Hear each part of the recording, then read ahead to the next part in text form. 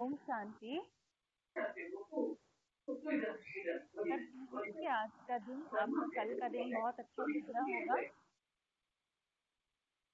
कहीं ना कहीं। तो आज तक हमने 3 सेशन जो कंप्लीट किया है। तो सबसे पहले हमने स्वयं के बारे में जाना कि हम हैं कौन और हमारा सत्य परिचय क्या है।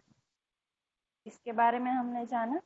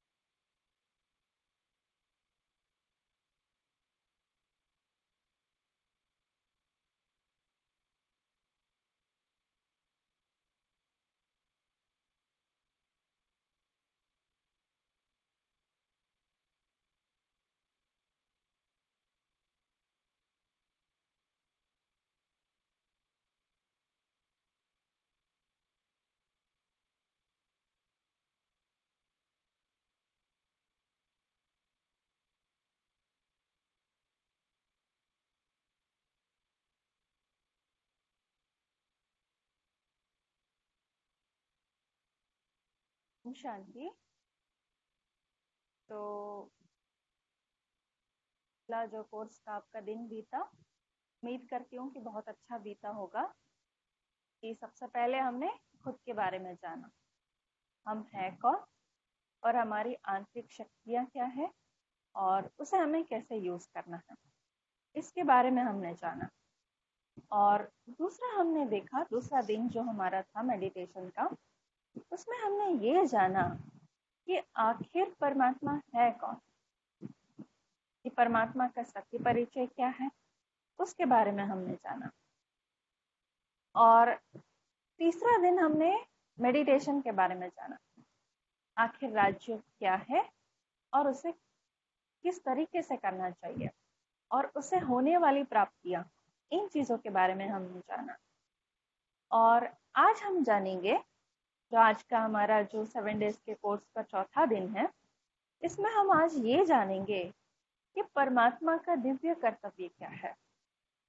क्योंकि परमात्मा के हम सभी संतान हैं, तो हमें ये तो पता होना चाहिए हमारा पिता का कर्तव्य क्या है, आखिर वो करते क्या है। क्योंकि पूरे संसार में भगवान को बहुत मानते हैं पर जानते बहुत कम लोग हैं। तो लेकिन कल हमने उसका, परसों हमने उसका दिव्य रूप, नाम, देश, काल, ये सब चीजें हमने जाना। लेकिन आज हम देखते हैं कि उनका दिव्य कर्तव्य क्या हो सकता है। क्योंकि परमात्मा के कर्तव्य के बारे में, जितना वो सर्वशक्तिवान है, उसकी इतनी महिमा है, तो उसके कर्तव्य भी तो उतने ही श्रेष्ठ होंगे। अगर मान लीजिए आज किसी व्यक्ति का नाम होता है, मान होता है, उसकी प्रशंसा होती है, या फिर मान लीजिए उसकी बुराई की जाती है, तो इसका मूल कारण यह है उसके कर्म। तो कई बार हम देखते हैं इतिहास में ऐसे अनेक नाम हैं जो एक देश से जुड़ा हुआ हो सकता है, जैसे महात्मा गांधी जी का आप नाम ले सकते हैं, विवेकानंद जी का नाम ले सकते हैं, झांसी की रानी का नाम ले सकते हैं। ऐसे और भी बहुत महान हस्तियां भारत में हुई है। तो और भी ऐसे पूरे विश्व में भी है जिन्होंने इस संसार के लिए कहीं ना कहीं, ऐसे धर्म आत्माएं भी है। और भी कई लोग ऐसे हैं जिन्होंने अपने श्रेष्ठ कर्मों से इतिहास में अपना नाम रचा। तो ऐसे में तो हर एक का जो वर्णन होता है, उसकी महिमा होती है, या उसका मान होता है, सम्मान होता है, उसके कर्तव्यों के कारण ही होता है। तो पूरे संसार में अगर आप देखेंगे तो सबसे ज्यादा हर धर्म की आत्माएं कहीं ना कहीं परमात्मा को बहुत याद करती है। तो कारण यही होगा कि उनके कर्म ही इतने श्रेष्ठ हुए होंगे कभी। तो आज हम उन्हें सुख का सागर, शांति का सागर, प्रेम का सागर, आनंद का सागर कह के बुलाते हैं। तो कहीं ना कहीं उन्होंने इतना संसार में प्यार दिया होगा, शांति दी होगी, सुख दिया होगा, वो ज्ञान का रास्ता हमें दिखाया होगा, जिस कारण से आज भी हमारी आत्मा उस सुख की अनुभूति को नहीं भूल पाई। इसलिए जब कभी दुख होता है तो हम क्या करते हैं, परमात्मा को ही याद करते हैं, जिसको ऐसा संभव ही नहीं है, जैसे आप किसी व्यक्ति से कभी मिले ही नहीं है और आपको वो व्यक्ति याद आए, संभव नहीं है। तो मतलब अगर मान लीजिए कोई चीज को आपने खाया है और खाने के बाद उसका स्वाद आपको बहुत पसंद है, तो फिर कभी इच्छा होती है उस चीज को वापस दोबारा खाने। जो चीज आपने चखा ही नहीं है, खट्टा है, मीठा है, कड़वा है, आपको अंदाजा भी नहीं है, तो आप उसे खाने की इच्छा फिर से उत्पन्न हो भी नहीं सकती है। तो जब कभी अगर हम देखें इंसान को, जब दुख की घड़ी आती है, संकट उसके जीवन में आता है, तो क्या होता है, कहीं ना कहीं उसका मन परमात्मा की शरण में, या हमारा मन उसको पुकारता है कि हे परमात्मा, हे पिता, आप हमारी रक्षा करें, आप मुझे इस मुसीबत से बाहर निकालो। तो ऐसा क्या संबंध है हमारा उनके साथ? बाकी और घर में बैठे होंगे, घर वाले आपके सामने बैठे होंगे, लेकिन कई बार हम अपनी बात उन तक भी नहीं पहुंचा सकते, कह भी नहीं पाते हैं। लेकिन दिल क्या करता है, हमारी आत्मा पुकारती है उस परमात्मा को। तो कभी ना टूटने वाला रिश्ता, ये केवल हमारा परमात्मा के साथ है। आज हमें जितने भी रिश्ते मिले हुए हैं, शारीरिक रिश्ते, माता पिता, भाई बहन, जीवन साथी या बच्चे, कहीं ना कहीं हमारा इनके साथ संबंध क्यों जुड़ा? क्योंकि इनका और हमारा कोई कर्मों का अकाउंट है, कर्म का लेन देन है। इसलिए हम एक साथ एक परिवार में सबसे करीबी रिश्तों में हैं। जितना ज्यादा गहरा कर्मों का हिसाब किताब होगा, हम उतने ही गहरे संबंधों में आते हैं। तो लेकिन इसके बावजूद भी दुख में हमारा मन भगवान को ही बुलाता है। तो जरूर परमात्मा क्या करता होगा, उसने कभी इस पूरे संसार को, हर मनुष्य आत्मा को उसने इतना सुख और शांति दिया होगा, उस अनुभूति हमारे आत्मा में बसी हुई है। इसलिए जब कभी दुख होता है, हम उसे याद करते हैं। वो करते क्या है, क्योंकि इतना बड़ा संसार है, तो कईयों के लोगों के मन में एक भाव भी उत्पन्न होता है। कहीं ना कहीं आम बोली में लोग बोलते भी है कि आज हमें जो भी दुख मिला, सुख मिला, सब भगवान ने दिया है। तो कोई चीज किसी को देने के लिए सबसे सोचने वाली बात है कि वो चीज पहले मेरे पास होना चाहिए। अगर मुझे सबसे ज्यादा लोगों में बांटना है, तो उसकी क्वांटिटी भी मेरे पास बहुत ज्यादा, स्टॉक ज्यादा चाहिए, तभी तो मैं दूसरों को बांट सकती हूँ। अगर मेरे पास ही वो चीज नहीं है, तो मैं दूसरों को कैसे बांट सकती हूँ? तो हम अगर ये कहते हैं कहीं ना कहीं अपने दुखों का कारण ये भगवान को ठहराते हैं, जिम्मेवार मानते हैं, तो परमात्मा तो शांति का सागर है, वो तो सुख का सागर है, आनंद का सागर है। तो वो, उसके पास दुख है ही नहीं, तो वो हमें कैसे देगा फिर? और दूसरी बात ये है कि वो सबसे बड़ी चीज है कि वो हमारा पिता है। कोई भी माता पिता अपने बच्चे का बुरा कभी चाह ही नहीं सकते, दुखी कभी देख नहीं सकते। तो परमात्मा अपने ही बच्चों को दुख क्यों देगा? अगर वो दुख देता भी, मान ही लीजिए, तो अगर ऐसा होता, सपोज अगर हम मान के चले, तो हम दुख में उसको दोबारा याद करते कि आपने इतना दुख दिया, और उसी को हम कहते आप दुख हर लो? नहीं, हम उसकी महिमा आज तक भक्ति मार्ग में यही करते आए कि हे परम पिता, आप हमारे दुखों को हरो और हमें सुख। इसलिए परमात्मा चाह करके भी हम बच्चों को कभी दुख दे ही नहीं सकते। इसलिए परमात्मा शांति, प्रेम, आनंद का सागर है, सर्वोच्च सत्ता है, परम पिता है। इसलिए कभी वो हम बच्चों को दुख दे ही नहीं सकता, क्योंकि है ही नहीं उनके पास तो फिर। इसलिए परमात्मा का कर्तव्य क्या है फिर? अगर वर्तमान समय को अगर हम देखें तो क्या कहेंगे इसको? ये कौन सी दुनिया है? तो कहेंगे जी कलयुग चल रहा है। कलयुग कहेंगे या हम इसे घोर कलयुग कहेंगे? घोर कलयुग कहेंगे।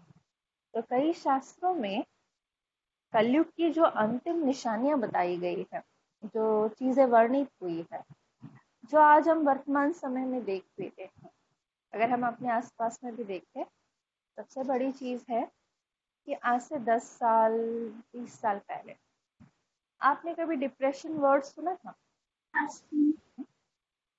फिर आपने कभी ऐसा देखा किसी पेशेंट को? कि ऐसी बातें हमने कभी नहीं। मेरे फोटो भी आज जा हम रहा हूँ। देखते हैं आसपास में, आपके बिल्कुल करीबी में ही अनेक तरह की बीमारियां फैली है। सारा संसार इससे दुखी है, परेशान है, तनाव में है, और सबसे बड़ी चीज चिंता और डर में है। तो हम देख सकते हैं कि धीरे धीरे चीजें बहुत फास्ट तरीके से हमारे चारों ओर बढ़ता जा रहा है। तो नकारात्मक चीजें ज्यादा बढ़ती जा रही है, अनेक तरह की बीमारियां जिसका कोई इलाज नहीं है, अनेक तरह का वायलेंस जिसे आप कह सकते हैं, असॉल्ट्स चल रहे हैं, या फिर हम देख सकते हैं कि सारा संसार में एक तरह से युद्ध की तैयारी है, और इंसानियत कहीं ना कहीं खो चुका है।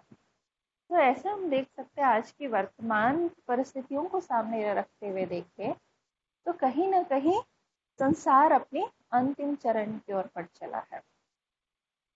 तो ऐसे इस कलयुग के अंत में परमात्मा का कर्तव्य क्या बनता है कि वो इस संसार को पुनः एक नई दिशा प्रदान करते हैं। इसलिए उसका गायन भी है, उसके कर्तव्य का गायन भी है कि परमात्मा एक बार आप वापस आ जाए, आकर के इस संसार में पुनः क्या करे? पुनः शांति की स्थापना करे, सद्धर्म की स्थापना करे और अधर्म का विनाश करे। यही तो हमने बुलाया उसको कि आप सधर्म की स्थापना करें और बुराइयों का नाश करें। इसीलिए तो हमने उसको बुलाया। फिर से आप आ जाइए का मतलब कभी तो वो आए होंगे, तभी तो हम उसे वापस बुलाते हैं फिर। इसलिए परमात्मा इस संसार में आकर के क्या करते हैं? वो शांति का सागर पुनः इस संसार में शांति की स्थापना करते हैं। अब शांति की स्थापना कैसे करेंगे? देखो, परमात्मा के अलावा ये कोई कर्तव्य कर ही नहीं सकता। आज तक संसार में आपने देखा होगा बहुत सारे, चलो 33 करोड़ देवताएं भी आए सतयुग में, उन्होंने अपना राज किया। बाकी द्वापर युग से देखा जाए संसार में अनेक महात्माएं हुए, धर्म पिताएं ने धर्म की स्थापना करी, ऋषि मुनि होकर के गए या करके गए। लेकिन इस इतने बड़े विश्व का परिवर्तन करने के लिए स्वयं परमात्मा को ही आना पड़ता है। जैसे अगर मान लीजिए कई बार किचन में काम करते हैं, तो काम करते करते क्या हो जाता है, जिस कपड़े को पकड़ते हैं, बर्तन उठाते हैं, कई बार उसी को आग लग जाती है, लेकिन बहुत थोड़ा सा लगता है चिंगारी। तो क्या होता है, आप हाथ से बुझा देते हैं उसको, क्योंकि आग बहुत बड़ा नहीं है, थोड़ा सा है। और कहीं मान लीजिए कहीं और थोड़ा सा ज्यादा आग लगी, तो आप एक गिलास पानी डाल देंगे, वो आग बुझ जाता है। अगर मान लीजिए कोई बहुत बड़ी बिल्डिंग को आग लगी, तो फिर क्या करना पड़ता है? तो फायर ब्रिगेड को ही बुलाना पड़ेगा। मतलब जितने की आग है उससे ज्यादा क्वांटिटी का पानी हमें चाहिए। तब कहीं जाकर के वो आग बुझ सकता है। इसी तरह से अगर हम देखें, चलो दिल्ली में ही पले बड़े पैदा हुए, पूरी दिल्ली देखी होगी, कितना देखा होगा, नहीं एक कोना देखा होगा, कभी कहीं गए और आए। अब सोचिए भारत के नक्शे में अगर आप देखेंगे ना, दिल्ली एक डॉट पेन की नोक तक है, तो पूरा भारत कितना बड़ा होगा, विशाल है, अनेक स्टेट्स है, उसमें अलग अलग संस्कृतियां भाषाएं हैं, बहुत बड़ा है। और उसी नाते से अगर आप देखेंगे पूरे विश्व के नक्शे में अगर आप देखेंगे ना, तो भारत बहुत छोटा सा, विश्व कितना बड़ा होगा, कितनी सारे मनुष्यात्माएं इस संसार में है। और कहीं ना कहीं विकारों की आग में, क्रोध में, लोभ में, चिंताओं में, ईर्ष्या में आज संसार जल रहा है। इसीलिए तो इतनी बड़ी आग को इस पूरे संसार में शांति स्थापन करने के लिए शांति के सागर को ही आना पड़ेगा फिर। इसलिए परमात्मा एक अकेला ही है, जो परम पिता भी है, परम शिक्षक भी है, परम सदगुरु भी है, जो इस संसार में आकर पुनः इस संसार में शांति की स्थापना कर सकते हैं। अब वो शांति की स्थापना कैसे करेंगे फिर, अगर वो इस संसार में, क्योंकि हमने सेकेंड सेशन में ये देखा था कि परमात्मा और मनुष्य में क्या अंतर है। उसमें हमने ये जाना था कि मनुष्य जो है जन्म मरण के चक्कर में आता है, जन्म लेता है, फिर सुख दुख के चक्कर में भी आ जाता है, कर्मों का हिसाब किताब भी उसका बनता चला जाता है, और पुण्य पाप के चक्कर में भी आ जाता है। परंतु परमात्मा जो है, हम मनुष्य से भिन्न है, वो कभी इस जन्म मरण के चक्कर में नहीं आता, हमेशा ही वो अजन्मा है, अभोक्ता है और सर्वोच्च सत्ता है, इसलिए कभी भी वो इस जन्म मरण के चक्कर में नहीं आते हैं। यही एक मुख्य अंतर है, देवताओं में और परमात्मा में भी यही अंतर है। भले देवताएं जो है सर्वगुण संपन्न है, 16 कला संपूर्ण है, लेकिन जन्म तो फिर भी लेते हैं, सुख में तो फिर भी आए, तो इसलिए उन्हें अजन्मा तो नहीं कहा जा सकता, क्योंकि शरीरधारी है। और धर्म पिताएं भी है, उन्हें भी हम भगवान की उपाधि नहीं दे सकते हैं। वो भले इस संसार में आए, आकर के हर एक ने अपनी तरफ से कोशिश की कि इस संसार में पुनः शांति की स्थापना हो जाए, लेकिन कोशिश तो उन्होंने बहुत अच्छी करी, लेकिन करने के बावजूद भी क्या हुआ, धीरे धीरे, जैसे हम कहते हैं कि सतयुग बीता, त्रेता आया, त्रेता के बाद द्वापर आया, द्वापर में अनेक तरह के धर्म स्थापित हुए, महात्माएं इस संसार में आए, तो फिर कलयुग में पहुंच गए, तो कलयुग की अवस्था तो द्वापर युग से और ज्यादा बिगड़ती ही चली गई। इसलिए अब ये कोई मनुष्यों का काम नहीं है, न किसी मनुष्य की बस की बात है कि इतने बड़े संसार में पुनः शांति की स्थापना करे या इस संसार को पुनः नया बना दे, तो परमात्मा ही ये कर्तव्य करते हैं। तो लेकिन वो जब इस संसार में आएंगे, अपना कर्तव्य कैसे करेंगे, क्योंकि हमारा जो है, हमारी आत्मा का अपना खुद का शरीर है। अब वो कोई भी कर्म करना चाहे अपने कर्मेंद्रियों के द्वारा, अपने शरीर के द्वारा बड़ी आसानी से अपना कर्म कर सकती है। तो लेकिन परमात्मा तो अजन्मा है, अयोनिज है, अभोक्ता है। तो इसलिए क्या होता है कि जैसे मान लीजिए अगर आप कहीं इमरजेंसी में, आपको बाहर कुछ ऐसा हो गया, तो आप जल्दी से अर्जेंटली कहीं घर से निकल गए, और जहां आप गए और आपको याद ही नहीं रहा, बस आप फोन भी घर पे भूल गए, तो वहां जाके याद आया कि भाई पर्स तो आपके पास है, पैसे आपके पास है, पर फोन नहीं है, कोई मैसेज आपको घर तक पहुंचाना, तो आप क्या करेंगे, तो जहां आप गए हैं इमरजेंसी में, वहां कोई व्यक्ति होगा, तो आप उनसे हेल्प मांग सकते हैं कि प्लीज मुझे 2 मिनट के लिए घर पे ये मैसेज पहुंचाना, आप मुझे फोन दे दीजिए। अगर नहीं, कोई अगर एसटीडी बूथ होगा आपके सामने, तो आप उसका मदद ले सकते हैं। आप वहां गए, आपने उनका फोन यूज किया और आपने एक मैसेज अपने घर तक पहुंचा दिया, और उनका जो भी बिल बना आपने बड़े आसानी से दे दिया। तो मतलब आप देखिए, आपका काम तो पूरा हो गया ना। एक मैसेज देने के लिए आप कोई नया फोन खरीदने नहीं जाएंगे, ठीक है। इसी तरह से इंस्ट्रूमेंट मिला और आपका काम बन गया। इसी तरह से हम देखते हैं कि परमात्मा को भी इस संसार में आकर अगर हम बच्चों को समझाना है तो नेचुरली है कि हमारे लेवल पर उतर के समझाना पड़ेगा। जैसे मान लीजिए आप में से भी कई पेरेंट्स हैं, आपके अपने बच्चे हैं, तो आप बहुत पढ़े लिखे अनुभवी, अपने लाइफ में कई एक्सपीरियंसेस आपको हुए होंगे, लेकिन आपका बच्चा छोटा है, अभी 5th में पढ़ता है, 4th में पढ़ता है। तो अगर आपको उसे समझाना होगा तो आप उसकी लेवल पर उतर के आपको समझाना पड़ेगा। आप अपनी ऑफिस वाले लेवल से उसे नहीं समझा सकते, आप उसे पढ़ा नहीं सकते। इसी तरह से परमात्मा को भी हम मनुष्य आत्माओं को अगर सही राह दिखानी होगी तो जन्म तो वो लेंगे नहीं, लेकिन कोई ना कोई एक माध्यम की आवश्यकता तो पड़ती है, जिस माध्यम के द्वारा वो ज्ञान सागर अपना ज्ञान हम तक पहुंचा सके। वो सिर्फ रास्ता दिखा सकते हैं, उस रास्ते पे चलना, कितना चलना है फिर भी हमारी ही मर्जी रहेगी।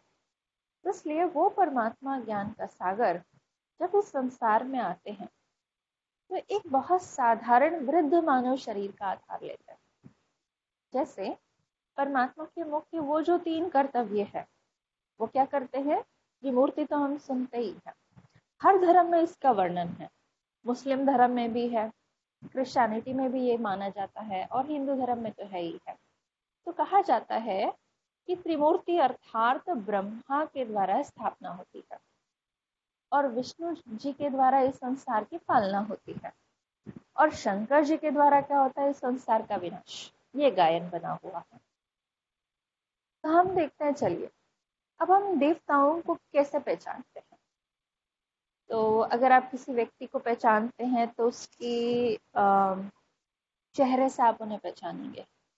अगर कोई व्यक्ति आपसे मिल के गया हो और कल उन्होंने कोई और कपड़ा पहना हो और आपने मिल लिया, फर्स्ट टाइम आप उनसे मिले, उनका परिचय हो गया आपको, अगले दिन वही व्यक्ति दूसरा कलर के कपड़े पहन के आपके पास आते हैं, तो आप कहोगे आप उनके कपड़ों से उनको नहीं पहचान रहे, आप उनके चेहरे से आप उनको पहचानते हैं। तो उन्होंने कल कोई और कपड़ा पहन के आए या आज कोई और कपड़ा पहन के आए, हम ये थोड़ी कहेंगे कि हम आपको नहीं जानते, आप कौन हैं। इसी तरह से हम देवताओं को कैसे पहचानते? अगर मान लीजिए कोई भी मूर्ति होती है तो मूर्ति के हाथ में तीर कमान है, तो हम क्या कहेंगे? राम जी की मूर्ति है। वही मूर्ति को आप तीर कमान हटा के बांसुरी पकड़ा दे तो हम क्या कहेंगे? कृष्ण जी की मूर्ति है। वही 2 हाथ के बदले हमने 4 हाथ दे दिया, शंख चक्र गधा सब पकड़ा दिया, तो हम क्या कहेंगे? ये कौन है? तो विष्णु जी की मूर्ति है। तो हमने उनके चेहरे से उनको नहीं पहचाना, हमने उनके कुछ आभूषण उनके साथ थे, उससे हमने कहा ये देवता है और ये देवता है, ये हमने मान लिया। तो आपने देखा होगा वैसे हमेशा देवताओं को युवा अवस्था में दिखाते, किसी भी देवताओं को कभी बूढ़ा नहीं दिखाते। लेकिन आपने ध्यान दिया होगा बाकी हर एक देवताओं को युवा अवस्था में दिखाते हैं, केवल एक ब्रह्मा जी है, ब्रह्मा जी का ना तो बचपन दिखाया जाता है ना तो जवानी दिखाई जाती है, सीधा बुढ़ापा। अब ऐसा कभी हो सकता है भला? कोई व्यक्ति बूढ़ा ही पैदा हो और बड़ा ही पैदा हो, कैसे हो सकता है? तो लेकिन बुढ़ापे का मतलब क्या? बुढ़ापे केवल ब्रह्मा जी को बूढ़ा क्यों दिखाया ऐसा? जैसे अगर मान लीजिए भाई शरीर में भी जब बुढ़ापा आता है तो एक टाइम होता था पहले कि 50 साल के बाद, ये कहते थे कि भाई 50 साल के बाद इंसान जब 50 साल क्रॉस कर लेता है तो उसको बीपी शुगर ये सब चीजें होती है, हार्ट अटैक्स उसके बाद होता है। तो पहले टाइम में ये बिलीव सिस्टम था, होता भी ऐसे ही था। लेकिन आज हम देखते हैं बाल सफेद होंगे, दांत गिरेंगे, ये तकलीफें होंगी, बुढ़ापे की निशानी। आज हम देखते हैं छोटे छोटे बच्चे, आपने देखा होगा जितनी आपकी ताकत है ना उतनी भी ताकत बच्चों में नहीं। मतलब पता नहीं बाल कब के सफेद हो गए, नहीं, पैदा होती 4 बीमारियां हैं, शारीरिक शक्ति नहीं है। मतलब जो चश्मा कब लगता था, पहले 30-40 के बाद कभी किसी को चश्मा लगता था, और अब बच्चा 2 साल का है, बच्चा 1 साल का है, चश्मा बहुत पहले लगता। भले माँ बाप को अभी लगा हो या ना लगा हो, बच्चे को जरूर लगता है। तो क्या कहेंगे, बुढ़ापा जल्दी नहीं आ गया फिर तो। इसी तरह बुढ़ापे की निशानियां दिखाई जाती है। तो ऐसे ही ब्रह्मा जी को बूढ़ा दिखाने का क्या मतलब है? ब्रह्मा जी को बूढ़ा दिखाने का मतलब है वो कलयुग की निशानी है। इसलिए बाकी हर देवताओं को युवावस्था में दिखाते हैं, केवल एक ब्रह्मा जी है जिन्हें बूढ़ा दिखाया जाता है। कारण ये है कि ब्रह्मा अर्थात ब्रह्म तत्व में रहने वाला परमात्मा शिव जिस शरीर का सहारा लेते हैं, पर काया प्रवेश करते हैं, एक माध्यम बनता है, इसलिए उनको ब्रह्मा अलौकिक नाम पड़ा। तो इसी परमात्मा इस कलयुग में आएंगे संसार परिवर्तन करने के लिए। तो कलयुग में तो हर इंसान पतित है, यहाँ देवता थोड़ी मिलेगा परमात्मा को। इसलिए परमात्मा क्या करते हैं, एक साधारण वृद्ध बूढ़े मानव तन का आधार लेते हैं, जो जिनका नाम ब्रह्मा रखा जाता है। तो अब हम उसके बारे में जानेंगे कि ब्रह्मा अर्थात क्या है, विष्णु का कर्तव्य क्या है, और परमात्मा शिव जो है शंकर जी के द्वारा कौन सा कर्तव्य कराते हैं। आपको मैं थोड़ा सा परिचय देती हूँ चित्र के थ्रू।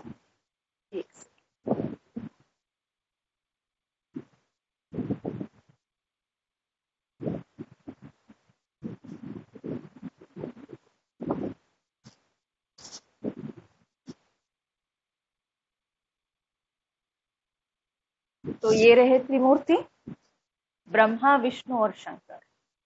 तो इसमें सबसे पहले जैसे मैंने कहा था, इस कलयुग के अंत में, इस धर्म ग्लानि के समय में परमात्मा का इस संसार में जब अवतरण होता है, तो कलयुग के अंत में एक साधारण वृद्ध मानव शरीर का वो आधार लेते हैं जिन्हें यहाँ पर दिखाया गया है। इसलिए ब्रह्मा जी को हमेशा बूढ़ा दिखाया जाता है। तो ब्रह्मा अर्थात मान लीजिए ये कोई देवता नहीं है, ना ही कोई इन्हें हम परमात्मा मानते हैं, ना ही ये हमारे गुरु है। हाँ, परमात्मा का श्रेष्ठ कर्तव्य करने के लिए ये एक माध्यम अवश्य बने। तो इनका मैं आपको थोड़ा सा परिचय बता दूं। इनका लौकिक परिचय जो है,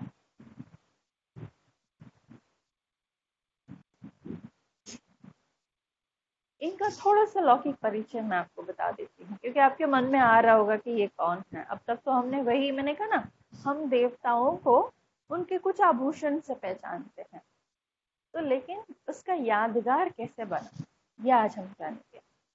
तो असल में क्या था, इनका नाम वैसे लौकिक में लेखराज था। सिंध प्रांत में एक बहुत धार्मिक परिवार में, कृपलानी परिवार में इनका जन्म हुआ। तो इनके फादर जो थे स्कूल के प्रिंसिपल थे।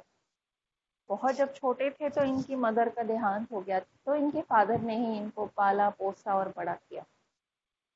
और तो जब बड़े हुए, क्योंकि कहा जाता है कि बच्चे का जो संस्कार होता है बचपन में नजर आ जाता है, तो बचपन से ही इनका संस्कार ऐसा था कि सबका दिल जीत लेते थे, और बड़ों के प्रति तो इतना आदर भाव इनका रहा करता था, और हर एक के प्रति प्रेम स्नेह, बड़ों का कहना मानना, इस तरह का इनका संस्कार था। जो भी इन्हें देखता था, एक बार को तो मन में आता था, काश ये बच्चा हमारे घर क्यों नहीं पैदा हुआ। तो ऐसे इनके संस्कार थे, बचपन से ही भक्ति भाव के थे, हमेशा ही इन्होंने नारायण की भक्ति करी, और बड़े होते गए तो गीता का अध्ययन जरूर किया। कोई ऐसा दिन नहीं बीतता था जहां वो गीता ना पढ़ते हो, गीता पढ़े बिना उनके दिन की शुरुआत कभी नहीं होती थी। तो ऐसा उनका लौकिक जीवन चलता गया, और एक समय ऐसा आया कि उनके फादर ज्यादा बीमार रहने लगे, तो उनकी घर की सारी जिम्मेवारी इनके ऊपर आई। तो इन्होंने काम सीखने के लिए क्या किया, अपने चचेरे भाइयों के पास गए, तो वहां जाकर के काम सीखना शुरू किया। लेकिन इनका दिल इतना बड़ा था कि अगर कोई गरीब आ जाता था, उसको क्या करते थे, बहुत सामान दे देते थे और पैसा कम लेते थे। तो उनके चचेरे भाइयों को तो ये पसंद नहीं आया। उनको भी लगा कि हाँ, मेरा इनके साथ ज़्यादा दिन नहीं चलेगा। तो फिर उन्होंने वहां से छोड़कर, एक वहां हीरो के व्यापारी थे, वहां जाकर के काम सीखना शुरू किया और उस फील्ड में वो बहुत ज़्यादा एक्सपर्ट हुए। होते होते क्या हुआ कि उन्होंने अपना खुद का डायमंड का बिजनेस एस्टैब्लिश किया। आप मान लीजिए कि बॉम्बे, कलकत्ता एंड सिंध, हैदराबाद, ऐसे 3 जगहों पर क्या था, इनके बड़े बड़े शोरूम्स हुआ करते थे। इनका राजा महाराजाओं के साथ जो था व्यापार हुआ करता था, बिजनेस चलता था। लेकिन भक्ति इन्होंने कभी नहीं छोड़ी, एक दिन भी नहीं छोड़ी। तो इस तरह से इनका फाइनेंशियली बिजनेस वगैरह सब सेट था। इनका यशोदा नाम की कन्या से विवाह भी हुआ, परिवार भी बढ़ा, और जीवन में चाहे कितनी भी कैसी भी परिस्थिति आ जाए, हमेशा प्रेम से काम लेते थे। इन्होंने अपने जीवन में शायद एक बार भी कभी गुस्सा नहीं किया। ये अज्ञान काल की बात कर रही थी, जब इन्हें कोई ज्ञान ही नहीं था, भक्ति करते थे। और इन्होंने अपने जीवन काल में 11 गुरु बनाए थे। तो अर्थात मतलब भक्ति इतनी थी, गुरु भक्ति भी बहुत थी इनकी। 12 गुरु थे, सॉरी, तो 12 गुरु थे इनके अपने। तो स्त्रियों के प्रति अपार श्रद्धा भाव था इनका। तो समय बीतता गया, सब कुछ सेट था उनका, लाइफ में कोई तकलीफ नहीं थी। तो समय बीतते बीतते जब इनकी 60 साल की उम्र होने चली, तो ये बिजनेस के सिलसिले में एक बार बॉम्बे गए थे। तो वहाँ उनका बिजनेस का काम तो हो चुका था, लेकिन जैसे ही वहाँ सत्संग चल रहा था उनके किसी गुरु जी का, तो वो वहाँ जाके बैठे, सोचा कि भाई अच्छा काम भी हो जाए, कुछ अच्छी बातें सुन लूंगा। जैसे ही बैठे तो कुछ समय क्या हुआ, ये बात है 1936 की, 1936 की बात है, जब उनकी एज 60 ईयर्स की थी। तो इस तरह से था, और उनको कुछ दिव्य साक्षात्कार होना शुरू किया। उन्होंने देखा कलयुग का महाविनाश, कहाँ भूकंप हो रहा है, कहाँ धरती फट रही है, कहाँ बाढ़ आता जा रहा है, कहाँ पर युद्ध हो रहा है, कहीं बॉम्ब्स गिर रहे हैं, अनेक तरह की बीमारी फैली हुई है। ये इन्होंने देखा 1936 में। ये जब दिव्य साक्षात्कार हुआ, जो उन्होंने महाविनाश होने वाले भविष्य में दृश्य देख लिया, तो उनका दिल एकदम से, अर्थात मतलब देख नहीं पाए वो, उनकी आंखों से अश्रुधारा बहने लगे। और भगवान से उन्होंने प्रार्थना करी, है प्रभु बस अब मैं नहीं देख सकता हूँ इस चीज को। तो उसके कुछ समय के बाद क्या हुआ कि उन्हें सत्य का दिव्य साक्षात्कार हुआ, विष्णु जी का साक्षात्कार हुआ। अब उन्होंने उम्र भर श्री नारायण की भक्ति करी थी, विष्णु जी की भक्ति करी थी, और जैसे साक्षात्कार हुआ वो बहुत खुशी हुई। उनको ऐसा लगा कि मेरा जीवन सफल हो गया आज। तो उनको लगा साक्षात्कार खत्म हुआ, उनको ऐसा लगा कि ये मेरे गुरुजी ने मुझे साक्षात्कार कराए हैं। वो जाके अपने गुरु के चरणों में गिर के कहते हैं, आपकी बड़ी कृपा हुई, मैंने आज ये दर्शन किए। पर गुरुजी को कुछ पता ही नहीं था क्या हुआ क्या नहीं हुआ। तो गुरु ने फिर, उन्होंने कहा अच्छा तुमने क्या देखा बताओ। तो उन्होंने बताया, मैंने ये देखा। तो उन्होंने कहा कि देखो, साक्षात्कार कराना ये किसी इंसान की बस की बात नहीं होती, ये भगवान की कृपा जब होती है तो ही हो सकता है। तो जरूर भगवान की कृपा तुम पे हुई है, तब तुम्हें ये साक्षात्कार हुआ, ये भगवान ने कराया, मैंने नहीं कराया। तब उनको एहसास हुआ। तो लेकिन उन्होंने जो महाविनाश देखा था, उसको देखने के बाद एक तरह से उनके मन में वैराग्य उत्पन्न हुआ। उनके मन में कई सवाल खड़े हुए, कौन मुझे ये साक्षात्कार कराया, क्यों कराया, पर कोई जवाब नहीं मिल रहा था उनको। तो उन्होंने क्या किया, उस वैराग्य की वजह से उस समय उन्होंने अपनी सारी बिजनेस फाइंड अप कर दी और एकांत में थोड़ा सा समय बिताया और वापस घर लौट के आए।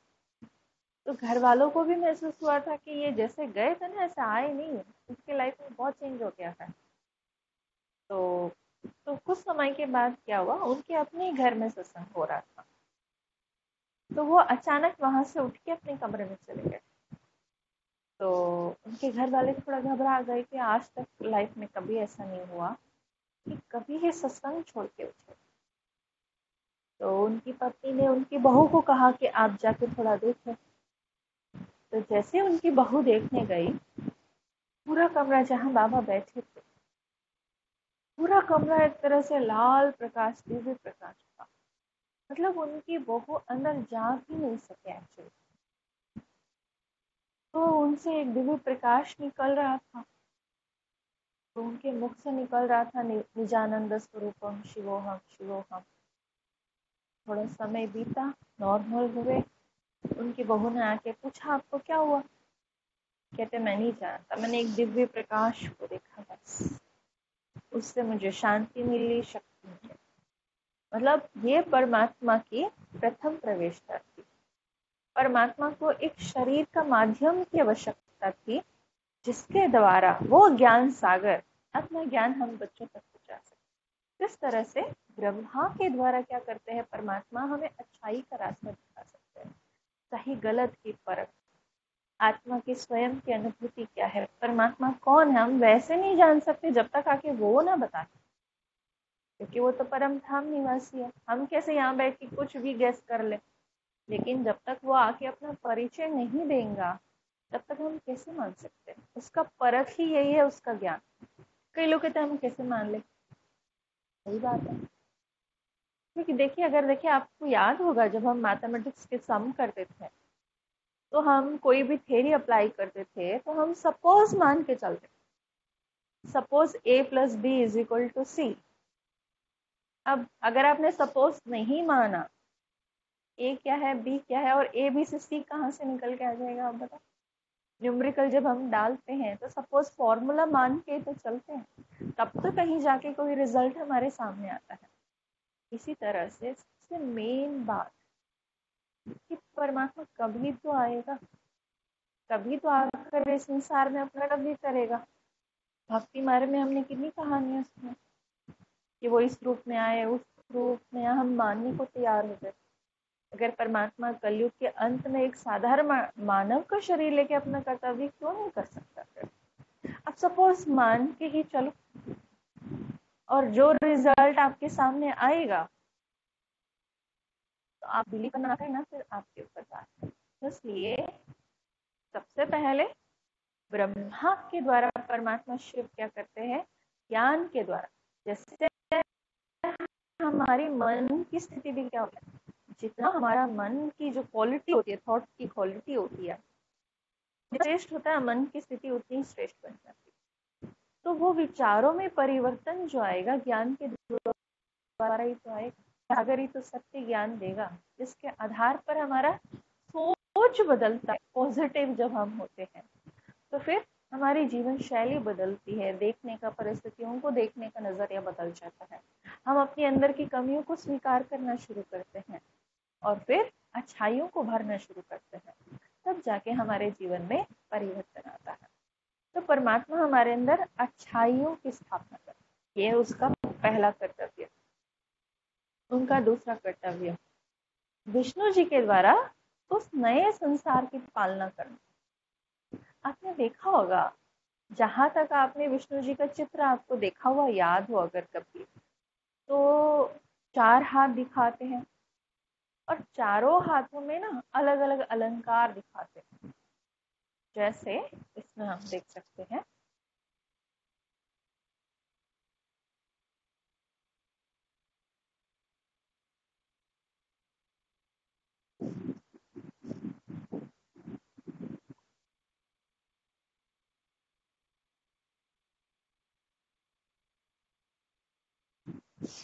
विष्णु जी का जो रूप है अति सुंदर रूप है, जहां उनकी 4 भुजाएं दिखाई जाती है। इन 4 भुजाओं का भी एक अलग अलग अर्थ, ज्ञान अर्थ छुपा हुआ है इसके अंदर। कोई भक्ति मार्ग में हम कोई भी चित्र देखते हैं, हम उसे एज इट इज नहीं ले सकते, लेकिन उसके पीछे कहने का कोई और अर्थ होता है, गहरा ज्ञान छुपा हुआ होता है। जैसे अगर आप देखेंगे ना, विष्णु जी को हमेशा कमल पर दिखाया जाता है। कमल का मतलब क्या है? अब आप देखिए कि देवताओं के हाथ में ना हमेशा कमल का फूल दिखाया जाता है, या कई बार ऐसा होता है कि उनकी हर अंग की महिमा कमल से की जाती है। कमल नयन, कमल हस्त, कमल पदम कहा जाता है। तो ऐसे में आप सोचे कमल ही क्यों, कोई और फूल नहीं मिला? या और फूलों में तो और ज्यादा खुशबू भी होती है, सुंदरता भी होता है, रंग रूप भी होता है। कमल ही क्यों? क्योंकि उनके आसन और हाथों में जो कमल दिखाते हैं, तो मूल कारण आध्यात्मिक अर्थ ये है कि कमल अर्थात कीचड़ में खिलता है, कीचड़ में खिल के भी उस कीचड़ से अलग हो जाता है।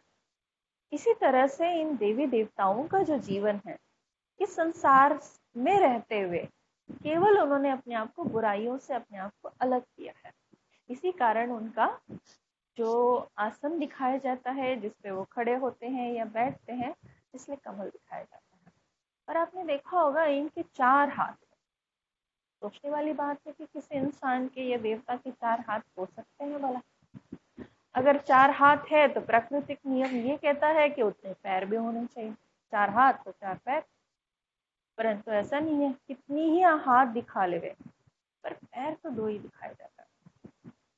तो कारण ये है कि इसका आध्यात्मिक अर्थ अगर हम देखते हैं, तो इसका आध्यात्मिक अर्थ ये है कि जीवन में जैसे कोई परिवार भी है, तो परिवार के लिए भी क्या चाहिए? माता पिता दोनों का होना आवश्यक है, दोनों की बराबर की जिम्मेवारियां हैं और दोनों का बराबर का कर्तव्य है, दोनों के बिना नहीं चलेगा काम। इसी तरह से इस संसार की पालना करने के लिए श्री लक्ष्मी भी चाहिए तो श्री नारायण भी चाहिए। इसी के लिए क्या दिखाते हैं वहां पर? 4 हाथ, लक्ष्मी के 2 हाथ, नारायण के 2 हाथ दिखा दिए, तो कंबाइंड स्वरूप एक चित्र विष्णु जी का बना दिया। जैसे कोई आपकी जिम्मेवारियां उठाए और आपके बराबर काम करे, तो क्या कहेंगे? ये तो मेरा राइट हैंड, हाथ जो आपकी जिम्मेवारी बराबर उठा सकते। इसलिए यहाँ पर क्या दिखाते हैं? विष्णु जी को 4 हाथ, 2 हाथ लक्ष्मी के, 2 हाथ नारायण के दिखा दिया। फिर जैसे हमने अभी कमल के बारे में कहा, कमल पुष्प जो है डिटैचमेंट का, इस संसार में रहते हुए डिटैच होने का प्रतीक है कमल का पुष्प। फिर उनके दूसरे हाथों में देखेंगे ना स्वदर्शन चक्र। अब स्वदर्शन चक्र क्या करता है? स्वदर्शन चक्र की कहानी यहाँ तक हम सुनते आए हैं कि जब किसी असुर का ना नाश करना हो, संहार करना हो, तो वो स्वदर्शन चक्र छोड़ देते हैं।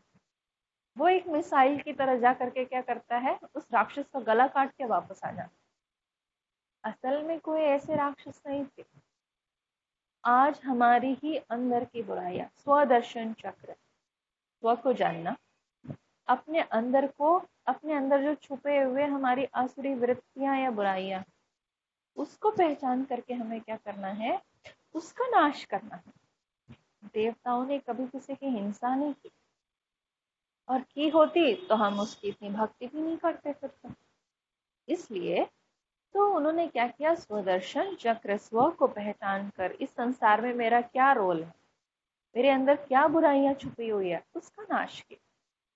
अब आप मान लीजिए ना, कोई व्यक्ति आपके घर में, आपका ही बच्चा है, कई बार इतना तंग कर देता है, तो आप भी क्या बोलते हो?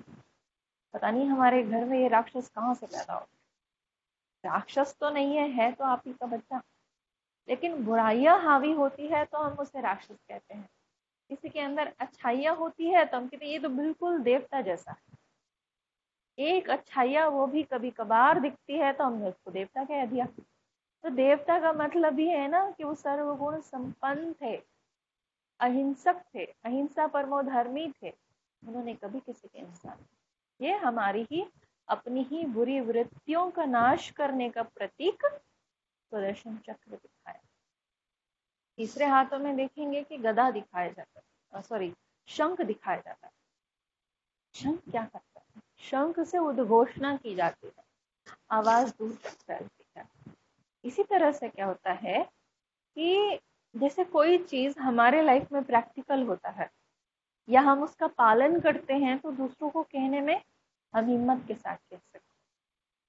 जो चीज हमारी लाइफ में प्रैक्टिकल नहीं है, हम दूसरों को कह नहीं सकते। अच्छा, कह भी दिया तो उसका कोई असर भी नहीं होगा।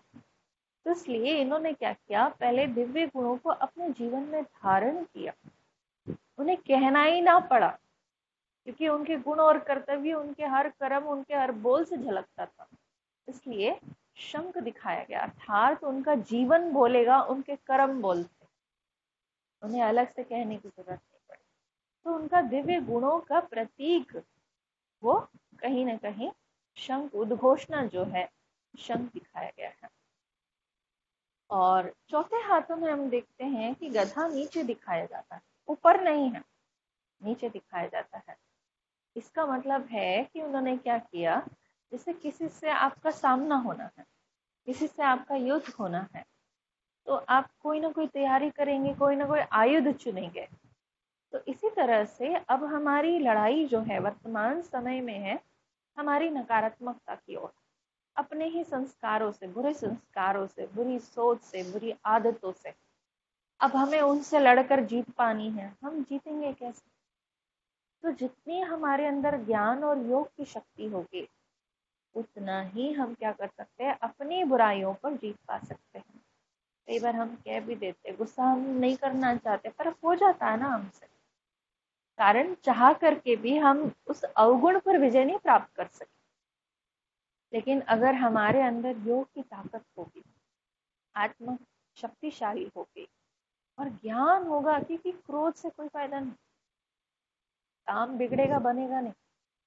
अगर ये मन में क्लैरिटी हो जाए, हो सकता है अगर मैं मान लो कि मुझे नहीं करना है, आधी जंग तो हम नहीं जीते, विद प्रैक्टिस बाकी अवगुणों पर भी हमारी जीत हो जाती है। इसलिए वो गदा विजय का प्रतीक है। उन्होंने ज्ञान और योग शक्ति के द्वारा क्या किया, अपने ही बुराइयों पर विजय प्राप्त कर। इसलिए विष्णु के ऐसे 4 अलंकार दिखाए जाते। तो इस तरह से वो लक्ष्मी नारायण जो है आने वाली नई दुनिया की पालना करते हैं। अब तीसरा परमात्मा के दिव्य कर्तव्यों में आता है कि शंकर जी के द्वारा क्या किया, महाविनाश। आपने देखा होगा शंकर जी को हमेशा तपस्या रूप में दिखाते, कोई करे ना करे, वो तो हमेशा तपस्या में ली, ध्यान मगन होते। और कहते हैं कि उनके माथे के यहाँ बीचों बीच एक तीसरा नेत्र होता है, और कहते हैं कि जैसा तीसरा नेत्र खुला, सामने जो चीज होगी ना वो भस्म हो जाती। यही हमने सुना आज तक कथा कहानियों में, सोचने वाली बात है।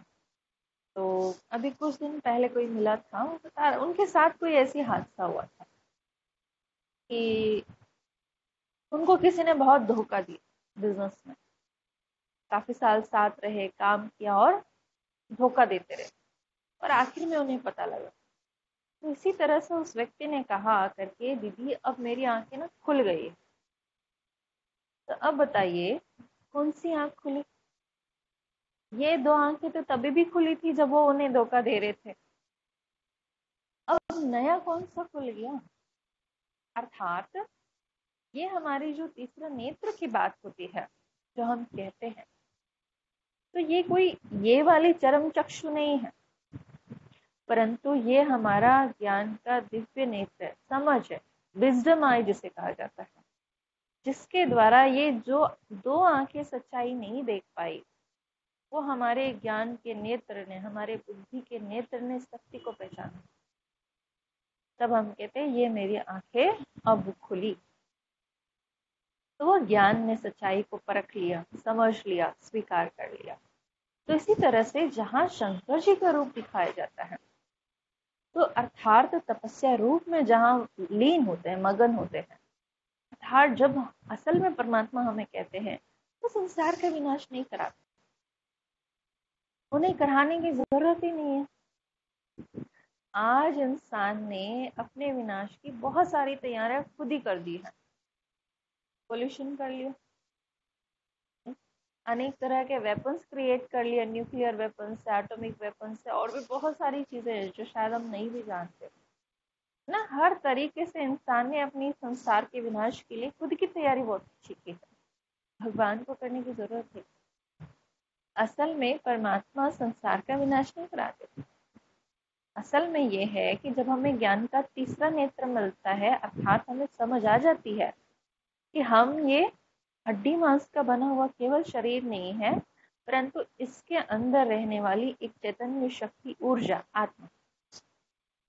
और मेरा पिता परमात्मा, ये जब हमें ज्ञान मिल जाता है और जितना प्रेम से हम उन्हें याद करते हैं, तो हमारे अंदर का जो पाप है, हमारे अंदर के जो बुरी आसुरी वृत्तियां हैं, या हमारे आसुरी गुण और संस्कार हैं, ये चीज भस्म होती। परमात्मा हमारे अंदर की बुराइयां और पाप का विनाश कराता, संसार का विनाश। तो आप ही जब समय आता है तो हो ही जाता है। इसलिए परमात्मा विनाश अर्थात हमारे, जब हमें वो ज्ञान आता है, समझ आ जाती है, तो योग के द्वारा परमात्मा की याद वो अग्नि का रूप ले लेता है। इसलिए कहते हैं कि अग्नि में आप कोई भी चीज डालोगे वो शुद्ध हो जाता है। जैसे अगर सोना भी है, अगर उसमें कोई मिक्सचारिटी भी होगी, तो आप उस सोने को आग में डाल दीजिए, भट्टी में डाल दीजिए, तो बाकी चीजें मेटल्स अलग होती चली जाएंगी, लास्ट में प्योर गोल्ड बचता है। इसी तरह से इस योग की अग्नि में जहां समझ आती है, तो हमारे अंदर की बुराइयां धीरे धीरे खत्म होना शुरू हो जाती है। परमात्मा हमारी बुराइयों का विनाश करता है। ये उसका मुख्य 3 कर्तव्य है।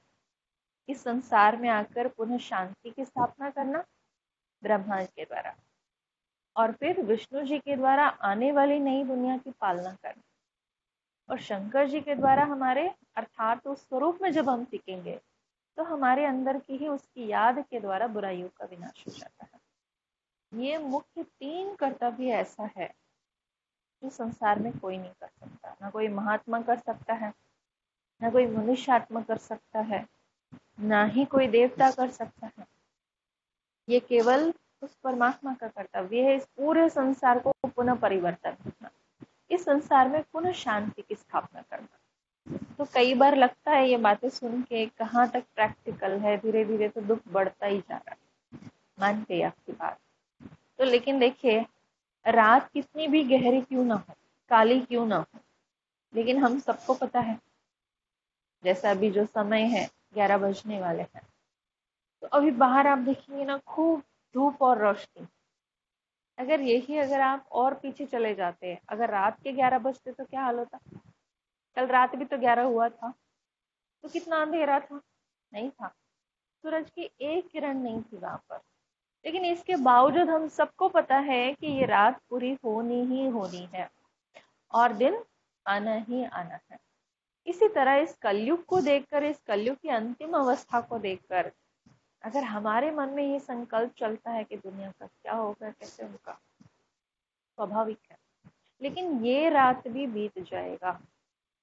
पुनः इस संसार में क्या होगा, सुख शांति तो आना ही आना। तो एटलीस्ट हम क्या कर सकते हैं, हम अपने जीवन में अपने संकल्पों को चेंज करके हम अपने जीवन में तो सुख शांति ला ही सकते।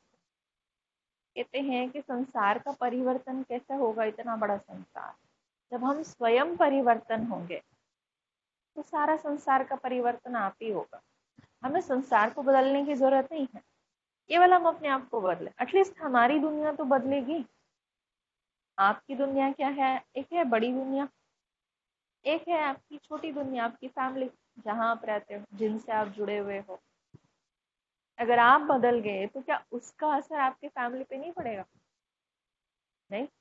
अगर आप चिंता करते हैं, आप दुखी होते हैं, क्या उसका असर नहीं पड़ता?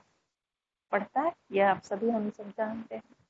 और अगर आप खुश रहने लगे, नहीं, आप प्यार से व्यवहार करने लगे, तो क्या आपकी दुनिया में चेंज नहीं आएगा? पक्का आएगा, नहीं? इसलिए तो हमें खुद को बदलना। तो हम क्या करें, हम भी त्रिमूर्ति की तरह सबसे पहले हम अच्छे संकल्पों को जन्म दें। ब्रह्मा की तरह हम क्या करें, अच्छे संकल्पों को जन्म दें। फिर विष्णु की तरह क्या करना पड़ेगा, उसकी पालना भी तो करनी पड़ेगी। जब तक हम उसकी पालना नहीं करेंगे, नहीं होगा, तो फिर वो सस्टेन कैसे होगा? इसलिए जन्म दिया है तो पालना कर्तव्य बनता है, और फिर उसके बीच में जो भी विघ्न आता है उसका हमें विनाश कर। उन बुरी आदतों को, उस नेगेटिविटी को हमें हमें अपने तक आने नहीं देना। तो ये हम करेंगे आज।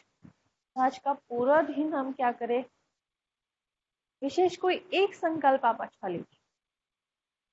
खुश रहने का ले लेते हैं। इंसान का जीवन का लक्ष्य भी तो यही है। वो सारी मेहनत करता है, क्यों करता है? खुश रहने के लिए तो करता है। अब वो पूछू कब खुश थे लास्ट टाइम, सोचना पड़ता है कब खुश थी लास्ट टाइम। सोचने के बावजूद भी कई बार याद नहीं आता फिर, नहीं।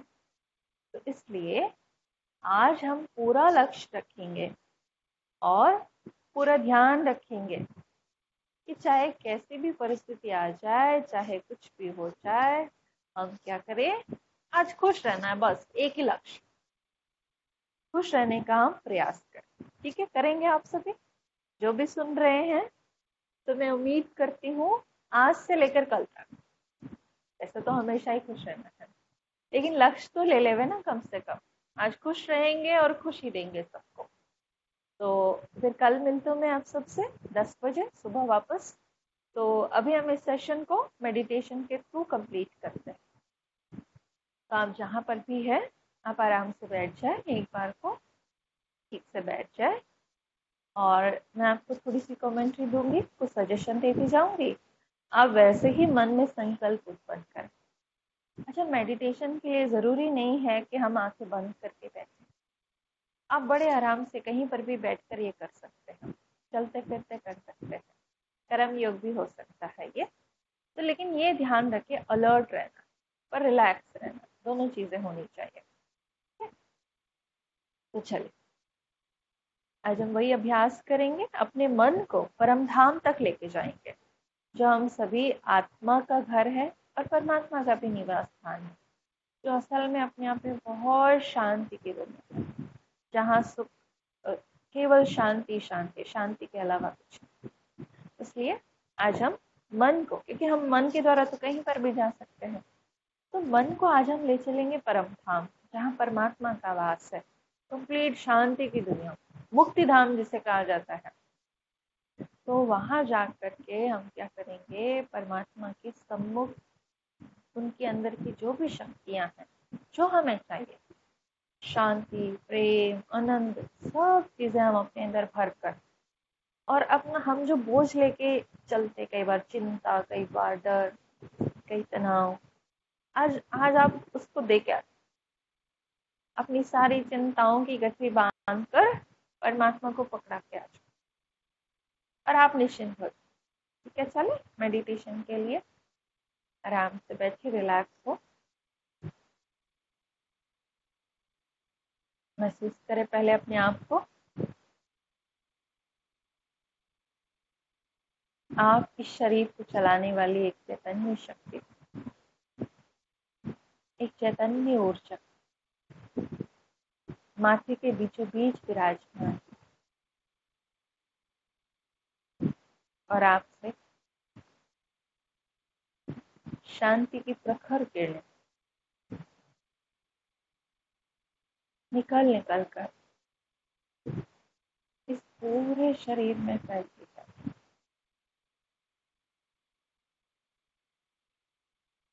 सिर से लेकर पांव तक पूरा शरीर शांत और रिलैक्स होता जाता है।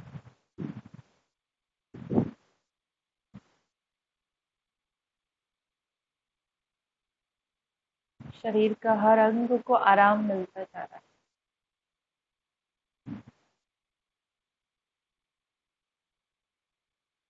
शरीर में जहाँ कहीं थोड़ा बहुत दर्द है, वो भी होता जा रहा है। महसूस करे कि मैं बहुत शांत स्वरूप आत्मा, शांति कहीं बाहर नहीं, मेरे अंदर ही।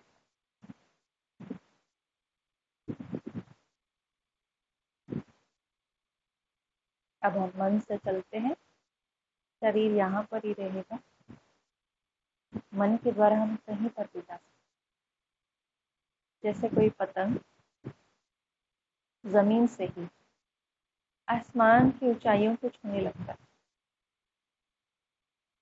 इस इसी तरह महसूस करें, मैं आत्मा चैतन्य शक्ति ऊर्जा मन के द्वारा कुछ समय के लिए इस शरीर को यहाँ पर ही छोड़कर परम धाम की ओर चली, इस नीले आसमान को पार करते हुए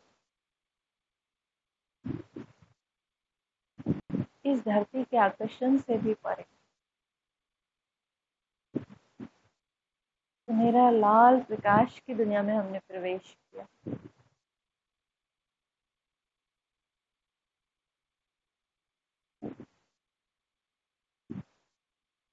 जहाँ चारों ओर शांति ही शांति। जब कोई तपती धूप में छाया में आ जाता है तो बहुत आराम मिलता है। उसी तरह महसूस करें कि मैं आत्मा वापस अपने घर परम धाम पहुंच गई और मेरे सामने सर्वशक्तिवान मेरे पिता परमात्मा, सर्वशक्तियों के सागर, प्रेम का सागर, शांति का सागर, मुझ आत्मा के पिता स्वयं परमात्मा शिव बाबा जिनसे अनंत किरणें निकल निकल कर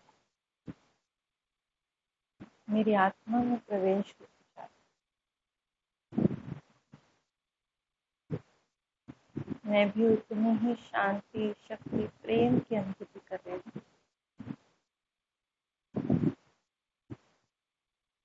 मेरी आत्मा गहन शांति की अनुभूति कर रही है।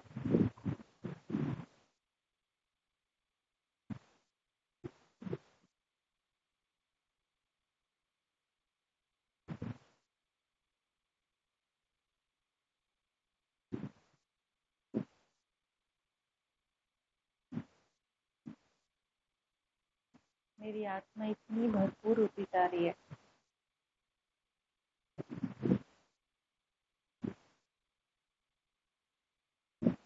मेरे अंदर की सारी चिंता, तनाव और दुख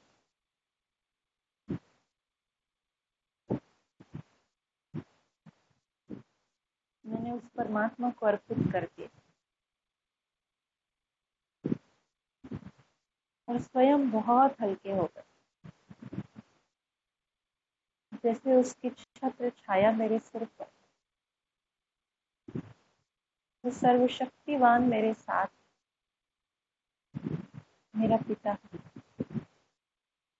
मुझे चिंता करने की आवश्यकता नहीं। जो होगा उसमें मेरा कल्याण होगा।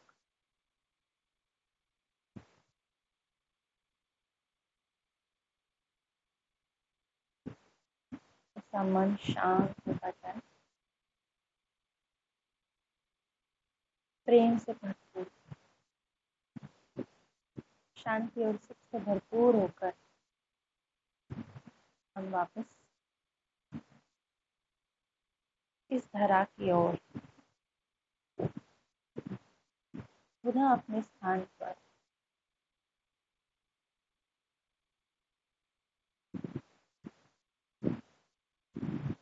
अपने इस शरीर में वापस आ जाए।